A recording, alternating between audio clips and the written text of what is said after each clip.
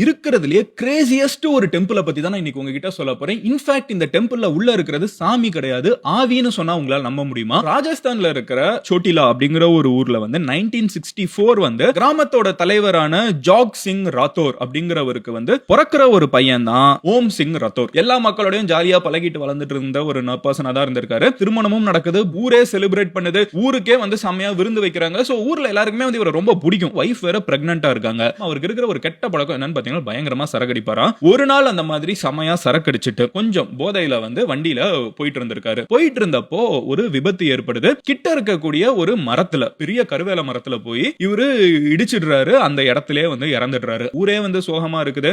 எல்லாரும் okay back to normal life அப்படின்னு சொல்லி நினைச்சிட்டு இருக்கிற நேரத்துல போலீஸ்க்கு வந்து ஒரு பிரச்சனை வர ஆரம்பிக்குது. முதல் நாள் ராத்திரில இருந்தே ஒரு பிரச்சனை வந்து போலீஸ் கண்டினியூஸா பாத்துக்கிட்டே இருக்காங்க. போலீஸ் வந்து பைக்கை கொண்டு போய் அவங்களோட ஸ்டேஷன்ல வைக்கிறாங்க. ஆனா அடுத்த நாள் காலையில பாத்தீங்கன்னா இந்த பைக் வந்து அந்த ஸ்டேஷன்ல இருந்து காணாம போயிடுது. போலீஸ் வந்து என்னடா பைக்க காணோம் அப்படின்னு சொல்லிட்டு ஊர் தலைவரோட பையனோட பைக் வேற, அவர் வேற இறந்து போயிட்டாரு, இந்த பைக் வந்து வேணும்னு சொல்லிட்டு கேட்டாங்கன்னா பிரச்சனைன்னு சொல்லிட்டு பைக்கை வந்து அவங்களும் ஸ்டேஷன் முன்னாடி தேடுறாங்க, பின்னாடி தேடுறாங்க, கிட்ட இருக்கிற ஏரியால எல்லாம் தேடுறாங்க. எங்க தேடினாலும் இந்த பைக் கிடைக்க மாட்டேங்குது. கடைசியில பைக் பாத்தீங்கன்னா அந்த கருவேல மரத்துக்கிட்டே கிடக்குது அப்படின்னு சொல்றாங்க. போலீஸ்க்கு வந்து ஆச்சரியம், என்னடா மறுபடியும் நைட்டோட நைட்டா எவனா ஒருத்தன் பைக் எடுத்துட்டு போய் அங்க வச்சிட்டான் அப்படின்னு சொல்லிட்டு என்ன பண்றாங்கன்னு பாத்தீங்கன்னா மறுபடியும் போலீஸ் வந்து அங்க இருக்கிற பைக்கை கொண்டு வந்து ஸ்டேஷன்ல வச்சிடுறாங்க. இந்த பைக்கை மறுபடியும் அவனை எடுத்துட கூடாதுன்னு சொல்லிட்டு கம்ப்ளீட்டா வந்து பெட்ரோல் டேங்கை காலி பண்ணிடுறாங்க. காலி பண்ணிட்டு ஸ்டேஷனுக்குள்ள வச்சிருக்காங்க. அண்ட் கெஸ் வாட், அடுத்த நாள் காலையில பாத்தீங்கன்னா மறுபடியும் அங்க வந்து பைக் இல்லையா, அந்த விபத்து நடந்த இடத்துக்கே வந்து பைக் போயிடுச்சு, அந்த மரத்துக்கிட்டே கிடந்திருக்கு அப்படின்னு சொல்லிட்டு அடுத்த நாள் காலையிலும் சில பேர் ரிப்போர்ட் பண்ண ஆரம்பிக்கிறாங்க. மூணாவது முறையா போலீஸ் என்ன பண்றாங்கன்னு பாத்தீங்கன்னா செயின் எல்லாம் போட்டு கட்டி வச்சிருவோம் அப்படின்னு சொல்லிட்டு ஸ்டேஷன்ல கட்டி வச்சிருக்காங்க.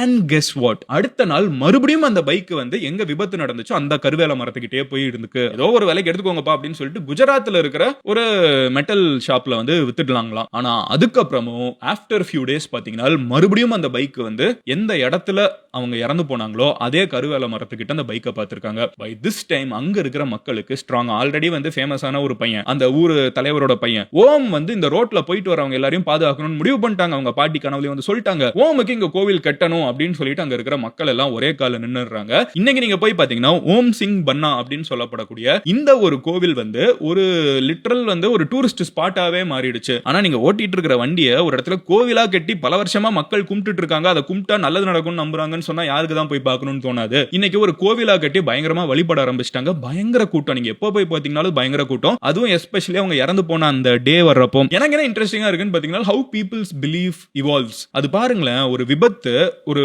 பிடிச்ச ஒருத்தங்க அவங்க வந்து ஆல்கஹாலோட இன்ஃப்ளூயன்ஸ்ல இறந்து போயிருக்காங்க. ஆனா அதையே வந்து ஒரு ஆஃபரிங்கா கொடுக்குற அளவுக்கு நம்ம மக்கள் வந்து அந்த புரிஞ்சுக்கிற விதம், ஒவ்வொரு விஷயத்தை மக்கள் பார்க்குற விதம் வந்து ரொம்ப இன்ட்ரெஸ்டிங்கா இருக்குது. டெய்லி இன்ஃபர்மேஷன் வேணா ஃபாலோ பண்ணுங்க.